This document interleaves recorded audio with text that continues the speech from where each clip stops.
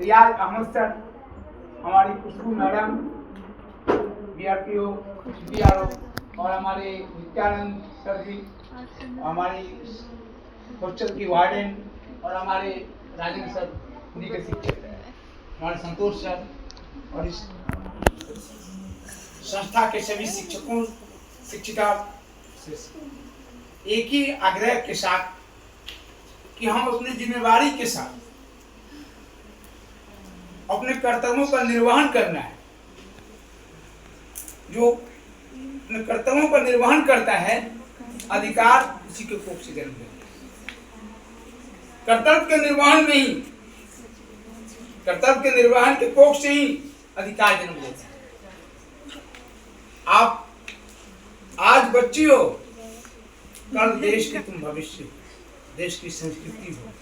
जैसा कि हमारे डीपीओ साहब ने बताया, हम लोगों को कितना मोटिवेट किया। मैं तुम लोगों को मोटिवेशन देने आया था और आज मैं खुद मोटिवेट हुआ सर से, खुशबू मैडम से। मैं खुद मोटिवेट हुआ था, इसीलिए मैं रुक गया हूँ। मैं आया था मोटिवेशन देने अपने एनजीओ परिवार की ओर से, सेवा सदन सिंगापुर एनजीओ की ओर से, लेकिन मैं आज आपसे मोटिवेट हुआ। कितनी खुशी की बात है।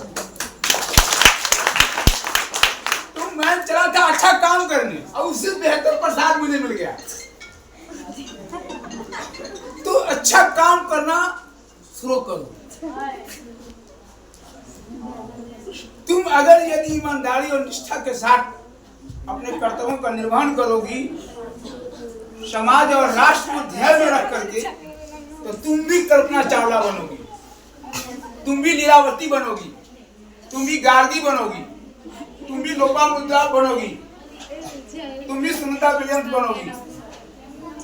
इसलिए तुम्हें नियमित रूप से शिक्षा ग्रहण करनी है राष्ट्र सेवा के लिए। इसके लिए राष्ट्र सेवा के लिए हमें जो भी कुछ करना है, राष्ट्र सेवा के लिए संयमित, नियमित, विनम्र और एकता के सूत्र में बंध करके भारत को आगे बढ़ाना है। तो हमें एक दूसरे को एक साथ मिल करके काम करना होगा। वह काम हम बच्चों की क्या है, अच्छी पढ़ाई करना है। जिस तरह हमारे पदाधिकारी महोदय आए हैं, कितना समय दिए हम लोगों के बीच। मैं जब इनका नाम सुना हूँ, रियाज सर कर मैं रुक गया हूँ। नहीं, जब रियाज सर आ रहे हैं तो हम रुकेंगे और उनकी बात सुनेंगे, क्योंकि उनसे मुझे शिक्षा ग्रहण करनी है, मुझे सीखना है। राजन सर, आप बहुत अच्छी बात बताए दिगंत और गोधुली का अर्थ मैंने समझाया। सच पूछिए तो मैं दिगंत का अर्थ नहीं जानता आज के पूर्व। गलत नहीं बोलना, क्योंकि मैं हिंदी का शिक्षक नहीं हूँ।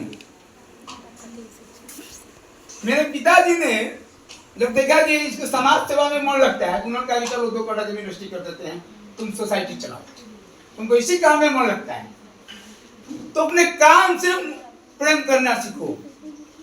अगर तुम्हारा काम है पेंटिंग करना, तो अच्छी पेंटिंग करो। अगर यदि म्यूजिक में इंटरेस्ट है तो म्यूजिक, अगर यदि किसी का इमेजिन करना है तो ईमानदारी करो। अगर तुमको फाइन आर्ट अच्छा लगता है तो उस काम करो।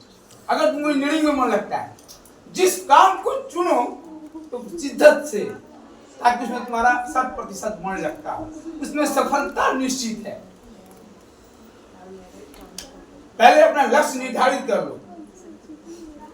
मुझे आज जितनी खुशी हो रही है अपने शिक्षक और हमारे पदाधिकारी के बीच में रहते हुए, मुझे लगता है कि यही एक हंस की सभा है। इससे बड़ी क्या सभा हो सकती है? इससे बड़ी क्या सभा हो सकती है? राष्ट्र सेवा तुम्हारी यही होगी, तुम नियमित रूप से क्लास में पढ़ने आओ, हमारे गुरुवर से सीखो। ये हमारे राष्ट्र निर्माता है, तुम्हारे भाग्य निर्माता है। तुम्हारे जीवन में 2 प्लेस बहुत महत्वपूर्ण है। एक प्लेस है माँ का किचन और दूसरा प्लेस है टीचर का क्लासरूम। एक शरीर का पोषण करता है, दूसरा तुम्हारा मस्तिष्क का पोषण करता है। इससे बड़ा अच्छा क्या जगह हो सकता है?